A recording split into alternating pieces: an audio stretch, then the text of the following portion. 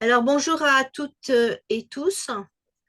Aujourd'hui, dans le cadre des rencontres avec les intervenants de l'association Les Rêves Grandioses, je reçois Anaya qui nous avait proposé une conférence sur le thème de l'accompagnement de l'enfant sur son chemin de vie.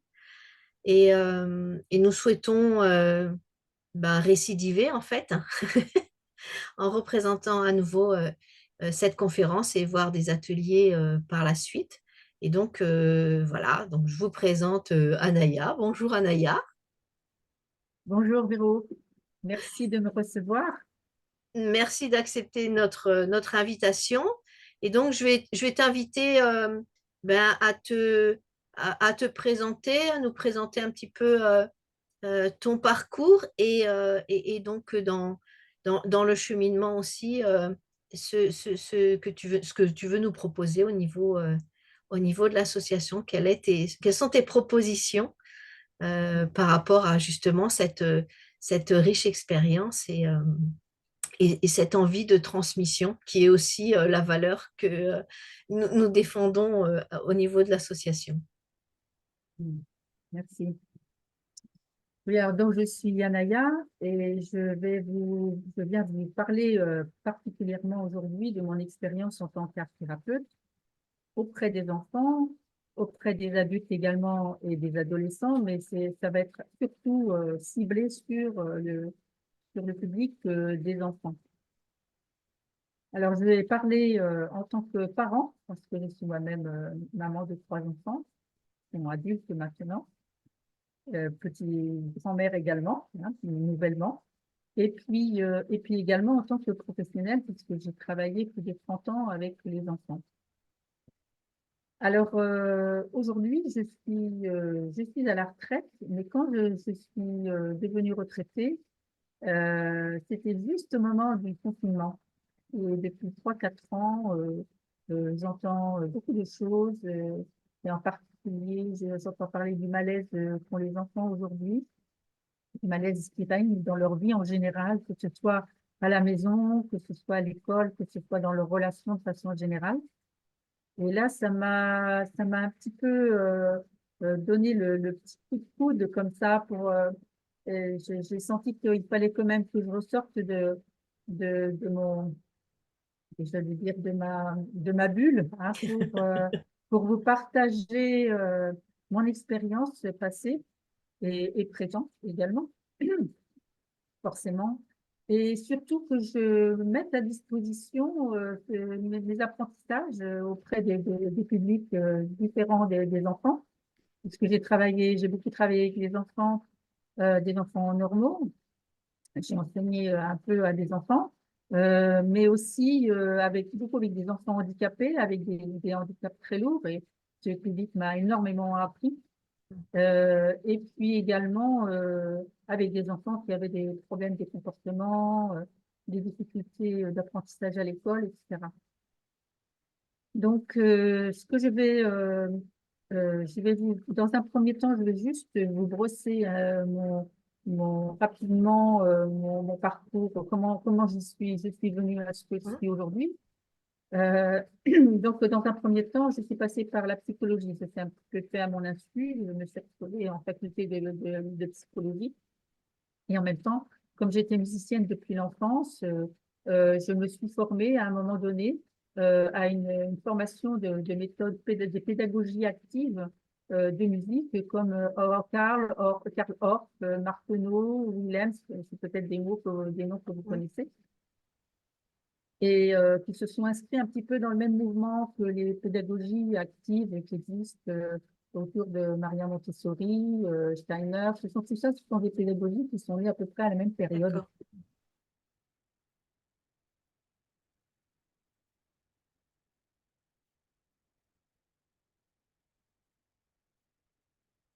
Ah, j'ai un problème de réseau.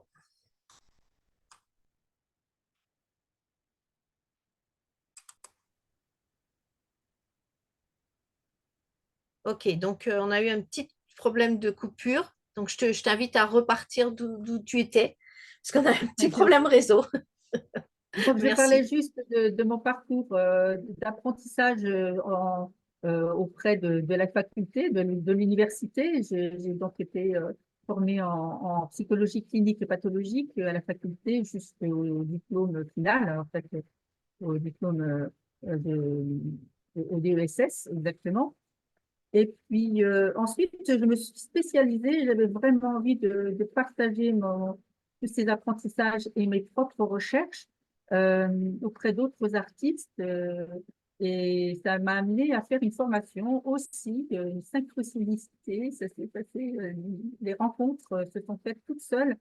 Et j'ai fait une formation en gestalt et art-thérapie. Et du coup, ça m'a permis de préciser, d'être moins dans Oui. l'analyse, moins dans quelque chose d'abstrait, mais j'avais vraiment besoin d'outils précis.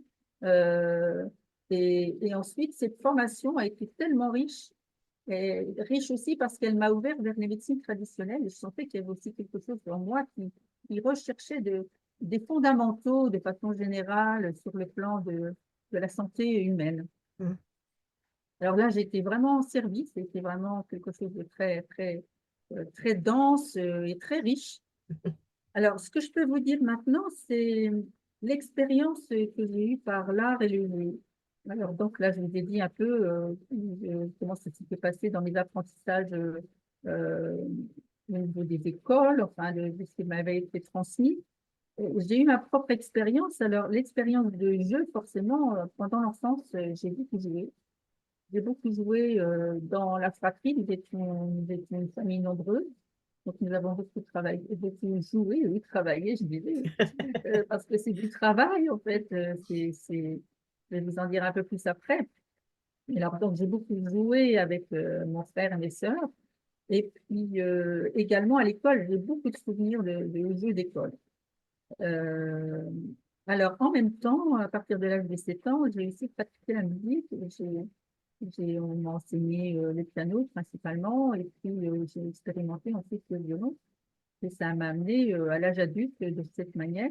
Mais à l'âge adulte, comme j'ai rencontré d'autres artistes dans ma formation en art-thérapie, ça m'a ouvert vers l'écriture et vers la peinture, et un peu la sculpture, mais principalement l'écriture. Et la façon dont ça s'est passé pour moi, l'écriture est devenue un moyen d'expression, mais j'ai senti que l'écriture, ça m'amenait beaucoup plus loin que ce que j'imaginais. Et ça m'amenait à des choses très utiles. Et puis, donc aujourd'hui, je l'appelle écriture intuitive, mais c'est vraiment quelque chose de cet ordre-là que ça se passe. Alors, j'associe l'écriture aujourd'hui avec d'autres formes d'expression. C'était d'ailleurs dans ce cadre-là que nous nous étions rencontrés il y a quelques années et j'avoue, j'avais Voilà. beaucoup apprécié l'expérience de l'écriture intuitive présentée à la sauce Anaya. À ma sauce, oui, c'est ça. Voilà. Ouais, ouais. Donc, j'amène toujours la dimension du corps avant d'aborder l'écriture pour pas que ce soit quelque chose d'intellectuel. Et de la même façon pour la peinture, c'est vraiment se connecter à notre partie la plus profonde et la plus subtile qui a besoin de se révéler au travers de nous. Donc, c'est la même chose pour le jeu. Le jeu, quand je parle du jeu, je parle principalement du jeu libre. Il y a vraiment une notion de liberté au travers de l'expression du jeu, l'expression de l'art de façon générale. Donc, dans son expression libre, on a une multitude de possibilités. C'est énorme. C'est très, très riche. Donc, en ce qui concerne mon expérience, je vais vous parler aussi de mon expérience sur le terrain. Donc, j'ai donc travaillé avec des enfants dans le cadre une institution spécialisée ou médicale, et aussi beaucoup, la majorité, en cabinet privé. Donc là, j'ai eu l'occasion de rencontrer donc des enfants normaux, des enfants handicapés et polyhandicapés, et puis aussi des enfants qui avaient des problèmes scolaires, je vous disais tout à l'heure. Voilà. Alors, qu'est-ce que j'ai envie de mettre en place aujourd'hui, de vous transmettre, parce que j'ai vraiment envie, en tant que parent, que ce soit les parents, les grands-parents également, les accompagnants, que vous puissiez trouver des outils. En tout cas, moi, j'ai essayé de vous transmettre ce que je connais, ce que j'ai expérimenté de mon côté. Euh, L'idée, c'est vraiment de permettre, dans un premier temps, d'avoir un nouveau regard sur l'enfant. Je me suis aperçue que souvent, l'enfant devait s'adapter aux structures existantes, mais que, à l'inverse, on ne s'adaptait pas vraiment à lui. Donc, ça faisait que les enfants étaient d'eux-mêmes, un certain nombre d'enfants étaient d'eux-mêmes exclus du système parce que on ne respectait pas leur propre fonctionnement. Je me suis aperçue, par exemple, en ce qui concerne les enfants handicapés, forcément, parce que surtout quand c'est des polyhandicaps, on essaie par contre, on essaie de leur apporter. Alors, le côté des enfants handicapés, c'est presque mieux pour eux parce qu'en fait, on essaie justement de s'adapter à leur handicap. On essaie de trouver des solutions pour leur handicap, pour leur permettre de s'exprimer mieux. Alors, eux, ils bénéficient, j'allais dire, presque de solutions. Euh, on va leur mijoter des petits plats, hein, on va leur mijoter des choses qui vont vraiment être adaptées à eux.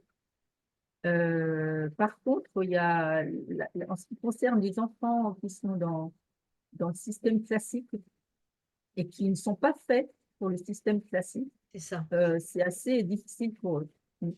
Qui, et qui Euh, sont, excuse-moi de t'interrompre, mais qui sont, j'ai l'impression, de plus en plus nombreux.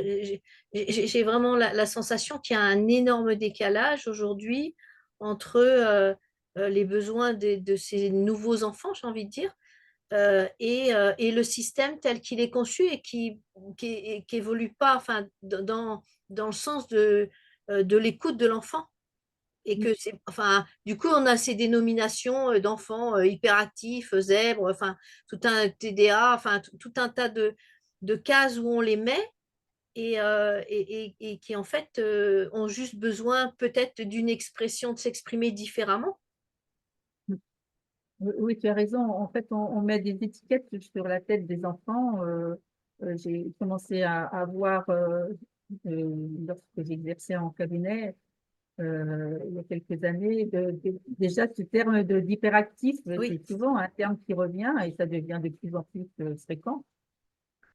Pour moi, les étiquettes, même en ayant à travailler avec des enfants psychotiques, par exemple, ou autistes, je faisais en sorte, j'entendais le témoignage des parents, j'entendais le diagnostic qui était posé, mais je le mettais dans le dossier, je fermais le dossier. Et en fait, la façon dont je travaillais, c'était que je faisais en sorte d'aller moi-même à la découverte de l'enfant. C'est-à-dire oui, que pour moi, je privilégiais la notion de rencontre. c'est ça. Et c'est ce dont a besoin l'enfant, en fait. Il a besoin simplement qu'on soit à la rencontre. Et c'est ce qu'ils cherchent. Ils cherchent à nous rencontrer, à nous regarder, à rentrer dans notre regard et à nous comprendre et à nous. L'enfant est plein de bienveillance dès la naissance. L'enfant est bienveillant. Il a envie de nous rencontrer. Il a soif de rencontre. Il a soif d'amour. Il a soif de partage. Donc, comment est-ce qu'on y répond? Alors, c'est vrai, tu as raison de dire, Véro, qu'en fait, on a comme l'impression que ce sont des mondes qui se séparent. Et il y a un pôle qui se renforce sur le côté des apprentissages rationnels, etc., technologiques, et qui fait vraiment une grande, grande pression. Il y a une grande, grande pression de ce côté-là.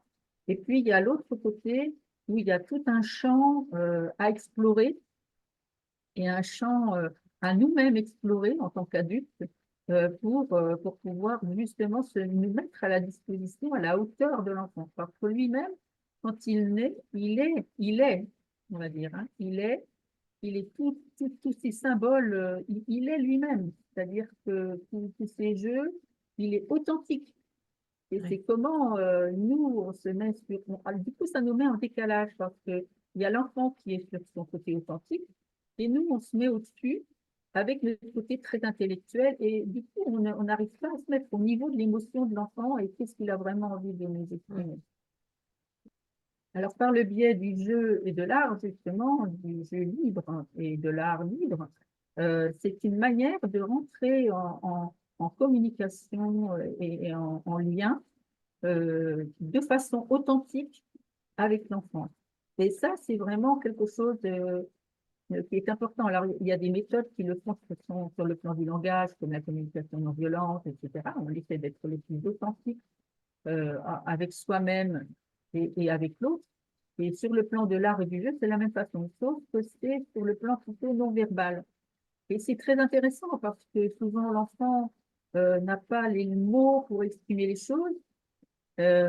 Donc, c'est comment il fait pour exprimer ses émotions. Donc maintenant, je vois naître des nouvelles petites approches comme le langage des signes qu'on peut utiliser maintenant même avec des tout petits enfants où ils peuvent faire un geste. Quand il faut faire la peur, ils savent Mm. ils montrent Oui. qu'ils tapent sur la poitrine pour montrer qu'ils ont peur et ils ont le moyen d'exprimer leurs émotions très tôt. Donc ça, je trouve ça très, très intéressant. Et par le moyen de l'art, du jeu et de l'art, ce qui est très intéressant, c'est que l'enfant va pouvoir, il y a tellement de choses en lui qu'il aimerait exprimer qu'il n'y arrive pas. Il n'a pas encore le langage parlé, par exemple, quand il est tout petit. Il a tellement de choses à dire qu'il ne peut que pleurer, il se met en colère, etc. C'est difficile pour lui d'exprimer ses émotions, sachant qu'en plus de ça, en gros, on le sait depuis longtemps, c'est que jusqu'à l'âge de 7 ans, l'enfant, il est complètement dépassé par ses émotions, il ne sait pas comment les exprimer. Donc, si déjà, dès lors qu'on le sait, ça, eh bien, on va essayer de s'adapter, justement, de trouver des outils pour l'aider à exprimer ses émotions, pour qu'on puisse les entendre et pour qu'on puisse exprimer aussi, nous, ce qu'on ressent et comment est-ce qu'on peut, à un moment donné, trouver un compromis, quand il y a un conflit, etc. Ouais. Donc, c'est vraiment des outils très riches. Donc, l'idée dans ce que je propose, c'est vraiment déjà de pouvoir, au travers d'expériences aussi entre nous, entre adultes, c'est de pouvoir expérimenter des choses qui sont de l'ordre du jeu et de l'art, mais particulièrement du jeu, c'est ce que je propose.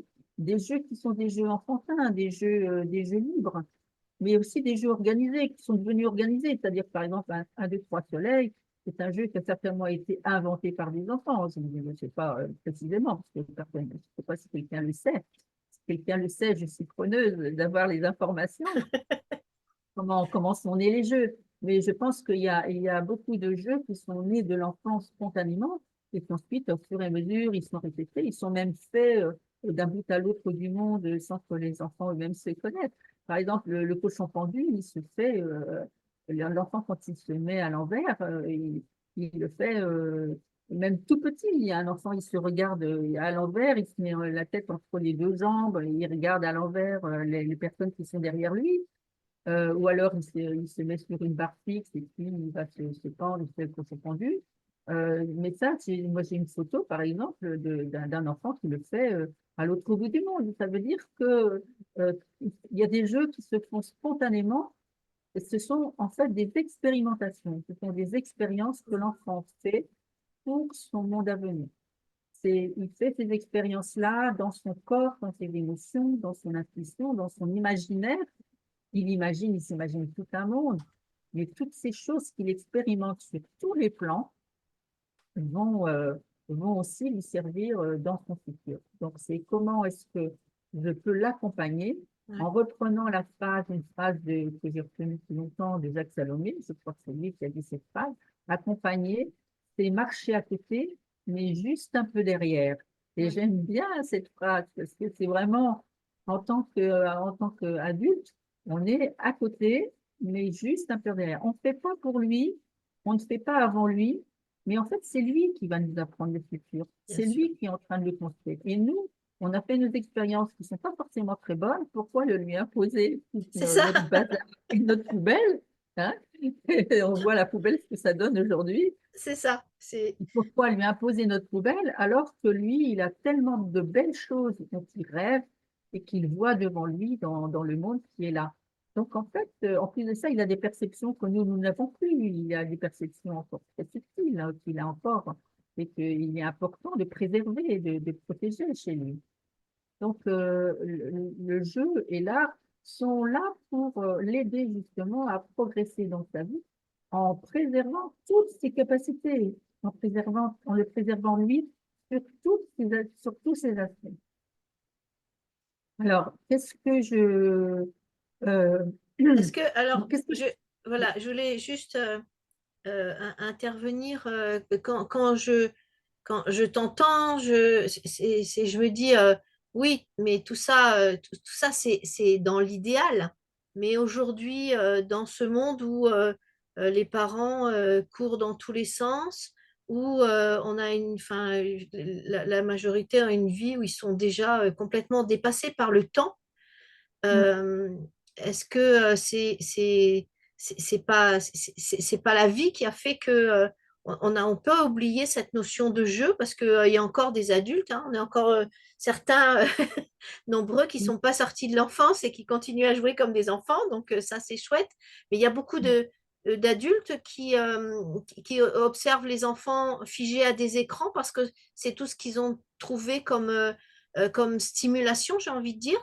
Et du coup, cette notion de jeu spontané qui est et que l'on trouve ou de créativité que l'on trouve souvent dans l'ennui, est-ce qu'il n'y a pas une course au temps qui fait qu'on a oublié enfin, ces fondamentaux dont tu nous parles, est-ce qu'on les a pas un peu oubliés?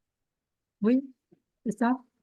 C'est pour ça que les ateliers que je propose ne sont pas des ateliers avec les enfants, ce sont des ateliers que je propose pour les adultes. Voilà. Parce que ce sont justement des ateliers que on peut vraiment aborder les choses sur un sujet précis.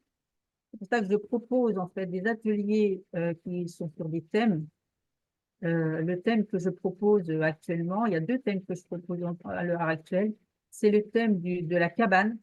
La fameuse Alors, cabane. on se dit, la cabane, oui, ça va bien, trois planches, ça va bien, on fait la cabane dans la forêt, nous, on est en ville, comment on fait? Voilà, il n'y a plus de terrain vague comme avant et tout ça.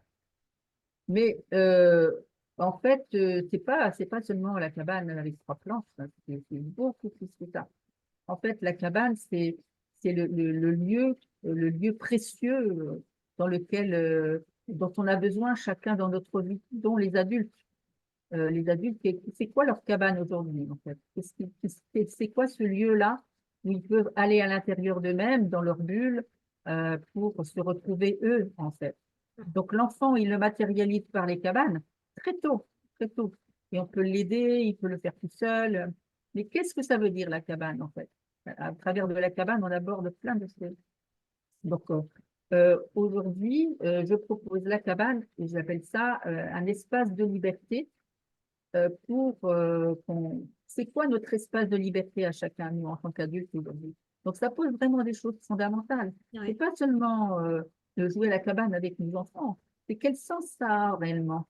Et quand l'enfant, il a des difficultés, comment est-ce que ce jeu de cabane qu'on va pouvoir faire ensemble, comme le jeu de cache-cache, qu'est-ce que ça apporte, hein?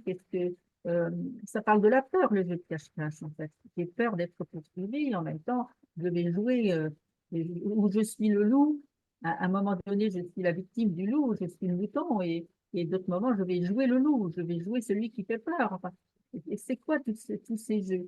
Donc, pour moi, aujourd'hui, ce qui est important, ce qui est important, en tout cas pour moi, c'est de vous transmettre ce que ces jeux-là expriment, qu'est-ce Oui. qu'ils apportent à l'enfant et qu'est-ce qu'ils peuvent vous apporter, vous, en tant qu'adulte.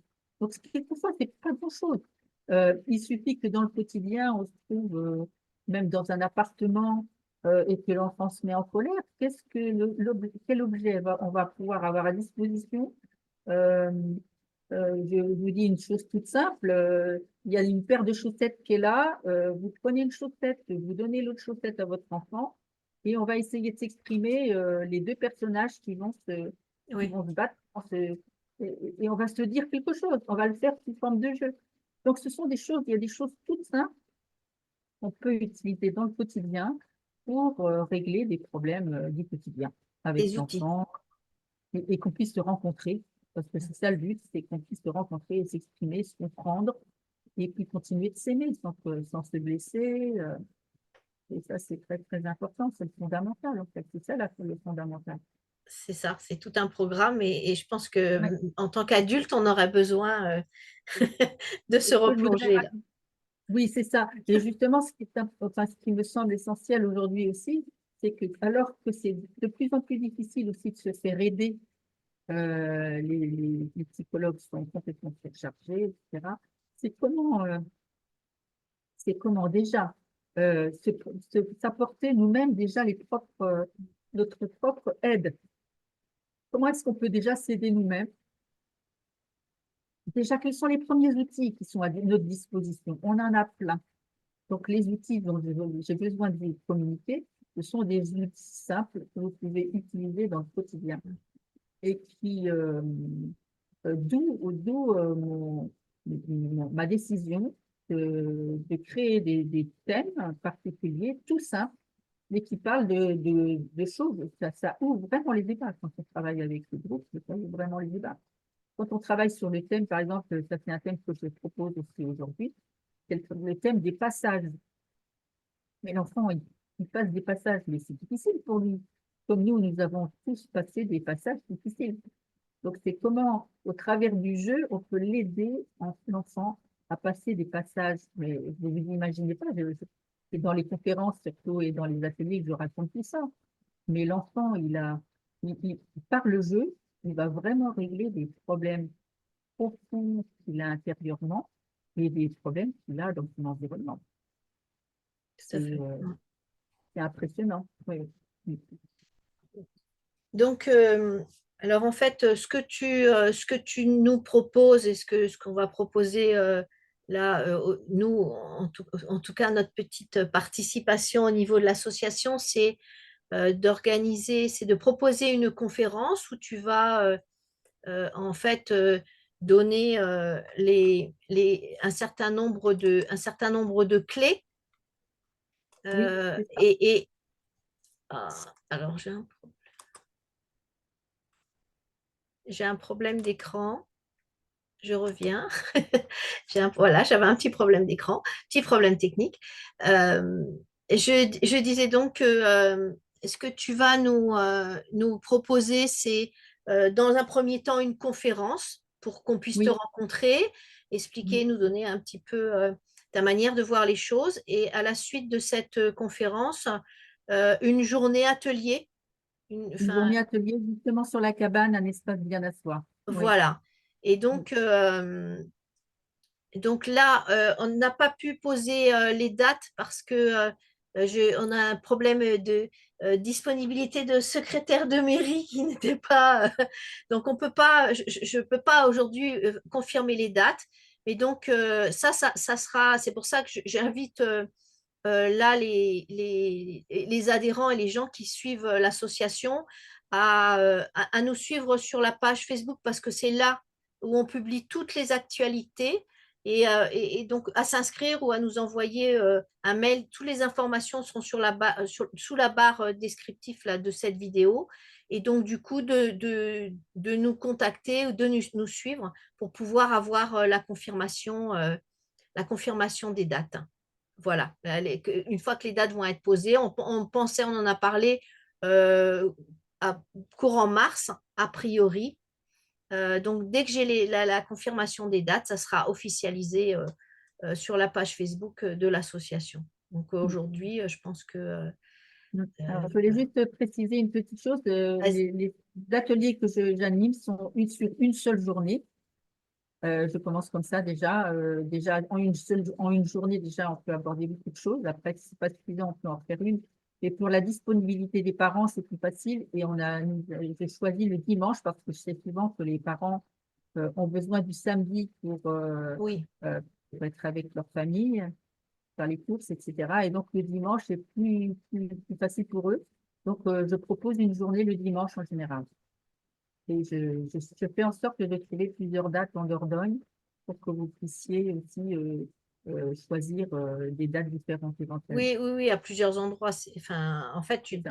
tu n'interviens pas qu'à travers notre association, mais à Voilà. travers diverses associations au niveau du Périgord aussi. Ça. Mm, mm. Mais écoute, je crois que on a le délai qui nous est à partie, c'est comme ça qu'on dit, va toucher à sa fin. Donc, ben, je te remercie pour cette présentation, pour toutes ces explications. C'est un peu court, il y a plein de choses, il y aura plein de choses à dire, mais du coup, Oui, oui. on va s'arrêter là. Et puis, ben, merci beaucoup et donc à très bientôt. Merci beaucoup. Merci à toi, Véro. Au Merci revoir. Anaya, au Merci. revoir. Au revoir.